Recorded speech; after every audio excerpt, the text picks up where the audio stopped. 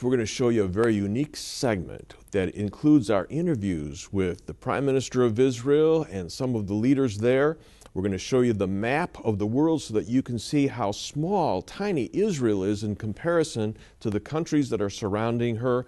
You're going to hear who the leaders of Israel think are the major ones that are coming against Israel right now. And then we're going to compare that to what Ezekiel said in Ezekiel 38. This is going to be fascinating, folks. Watch this.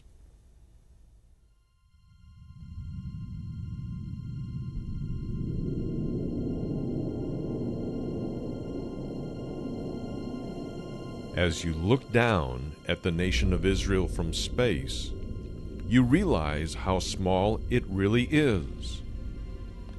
Israel stretches only 263 miles from north to south, and its width ranges from 71 miles at its widest point to only 9 miles at its narrowest point. To the northeast, Israel faces a 47-mile border with Syria. To the north, a 49-mile border with Lebanon. To the east, Israel has a 147-mile-long border with Jordan. And to the southwest, Israel borders Egypt, and directly south has a small window onto the Red Sea. This map will give you an idea of Israel's landmass as compared to the 22 Arab and Muslim countries surrounding it. With all of this in mind, we begin with what Mr. Benjamin Netanyahu, the Prime Minister of Israel, told us about the threat Israel is currently facing from Iran. The militant Shiites in Iran are openly racing and boasting that they're racing to develop nuclear weapons, with the explicit announced goal of wiping Israel from the face of the earth, reestablishing the caliphate, of course under militant Shiite Iranian rule. The caliphate includes the territories from Iran to Spain, developing long-range ballistic missiles first that are targeted to every European capital and within a decade to reach the eastern coast of the American mainland.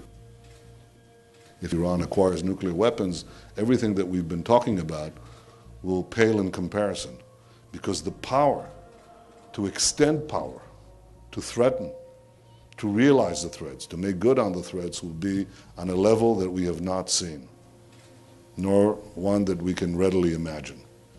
It will put the oil reserves of the Gulf under their sway. They could easily bring down governments or fold them into their realm. They will inspire and encourage the radicals in the various Islamic communities that they're targeting around the world, and they will be in turn inspired by the fact that obviously the acquisition of nuclear weapons is a providential sign of the coming victory of the true believers. And of course they might make good on their twisted ideas of ending Zionism and extending their realm by other means. So this is a threat to the entire world, and it cannot be seen as anything but that. Like our American Speaker of the House of Representatives, in Israel, Mr. Reuven Rivlin is the Speaker of the Knesset. I really believe that Iran should be taken care by the entire family of nations, and not only by Israel. Israel have to take care and to know that once they will have to face the threat of being destroyed by a possible nuclear weapon from the side of Iran, they will have to do, and we know what we have to do. Then we asked Mr. Netanyahu about the threats Israel is experiencing from Hezbollah in Lebanon and Hamas in Gaza.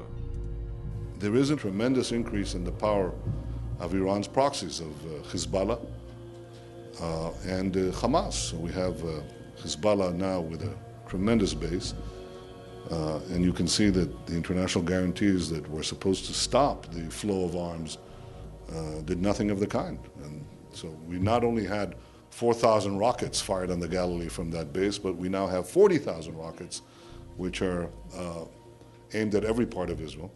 And at the same time, the same thing has happened in the south. We've had, by the way, a tremendous increase in the power of Hamas. It actually wasn't only politically strengthened, but very shortly afterwards, it militarily just took over the Gaza Strip and kicked out the Palestinian Authority. And it's developed a base. They've rocketed 4,000 rockets, that's the number, since the unilateral disengagement. If we walk out here, there'll be an Iranian base here, right here, across this street, on the other side of the street. That's what will happen. If you are somewhat surprised at the forceful words that Mr. Netanyahu used, you'll be amazed to learn that almost all of Israel's leaders view Iran the same way. Mr. Moshe Aarons was ambassador to the United States and served as Israel's important Minister of Defense for 3 different administrations. Iran, according to the Israeli intelligence community, is the #1 threat to the Jewish state of Israel. Would you agree with that assessment? Well, that's correct, because first of all, Iran is the only state, unlike terrorist organizations, but the only state in the region, in fact the only state in the world, whose government, whose prime minister, president, I guess, Ahmadinejad, openly threatens Israel and says Israel has to be wiped off the map. So here you have a declared enemy. Now, Iran is not a minuscule state, and the Iranians are hell-bent on getting nuclear weapons. So when somebody is talking and working towards nuclear capability and tells you that you need to be wiped off the face of the earth, you've got a real threat.